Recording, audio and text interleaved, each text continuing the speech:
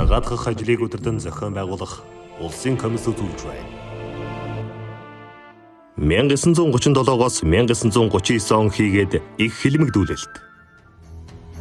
1937 оны 9-р сарын 10-ны шөнө Зөвлөлт холбоот улсын генерал Ференовскийгоос ирүүлсэн заговор буюу хуйлдан хэмээх нэртэй хувьсгалын эсэргүү Японы тагнуулын байгууллагын гишүүн гих 115 хүний нэрсийн жагсаалтаар тухайн үеийн дотоод явдлын яамны сайд маршал Чой болсон төр засгийн хариуцлагатай албан тушаалтан болон цэргийн томоохон дарга нарыг дүрмт хувцас, одон медаль, буу сэлмээ зүгээд иргэсэн зар тараан өөрийн албан өрөөндөө ирүүлж баривчилснаар Монгол улсад өргөн хүрээтэй улс төрийн баривчилгаа хэлмэгдүүлэлт өрнөж эхэлсэн түүхтэй.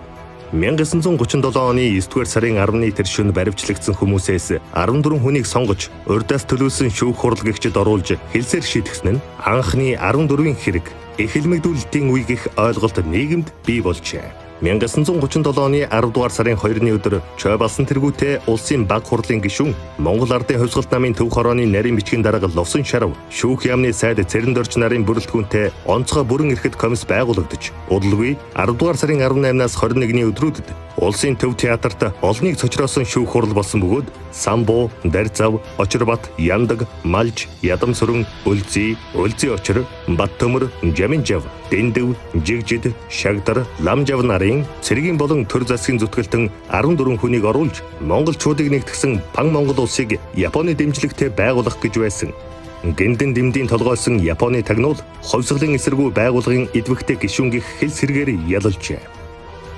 Дорнод аймгийн дарга Шагдрыг буудан албаас зохигч уг эсэргүү ажилд бусдаас оролцоо баг гэж 10 жилээр яллаж, Ламжавын амиг өршөөн 10 жилийн хорих ял оноож, бусад 12 хүнийг шүүхийн шийдвэр гарсан даруй зэвсэг агссан цэргээр харгалзуулан, сонгон хайрхны ар бэлд тулж очин буулгаад нэг-нэгээр нь буудаж эхэлжээ. Тэд би хэрэг хийгээгүй, хэлс өгч байна. Үүнээс хойш ийм хэлс хэрэг битгий хийгээрэй. Монгол улс манд тугай. Бидний үнэн зөвийг хойч үеийнхэн гэрчлэн химээсээр буудуулан амиа алджээ. Малж хамгийн сүүлдүүлдээд би хэрэг хийгээгүй, хэлс өгч байна. Улаан ярагчд ялаа эдэлж үннийг хэлэх цаг ирнэ гэж 2-3 удаа буудуулж байж нас барсан байна. Зоригт ирсийг бүгдийг хороож гүйцээд гүйцэд амьсгал хураасан эсхийг маглан шалгадаг чекистүүд эмчээрч маглуулсангүй. Шууд шороогоор булж дарсан байна.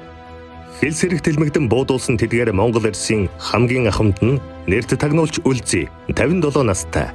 Хамгийн залуу нь Монгол Ардын хувьсгалт цэргийн хуягт бригадын дарга Жаминжав 32 настай.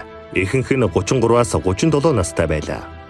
Онцгой бүрэн эрхэт комисс гэх байгууллага 1937 оны 10 дугаар сарын 2-ны өдрөөс 1939 оны 4 дугаар сарын 22-ны өдрийг хүртэл үйл ажиллагааг хэрэгжүүлэхдээ 51 удаа хуралдаж 25824 хүнд холбогдох хэргийг шүүж, буудан алах ял 20474 хүнд, 10 жил хорих ял 5103 хүнд, 10-аас доош жилээр хорих ял 240 хүнд оноосон байдаг.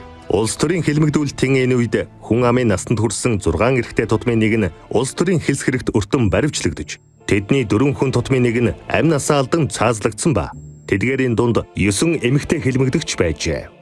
Түүнчлэн 1921 оноос 1990 он хүртэлх хугацаанд Монгол улсын төр засаг намын тэргүүнээр нийт давхарсан тоогоор 33 хүн ажилласнаас 25 нь ямар нэгэн хэмжээгээр хэлмэгдсэн.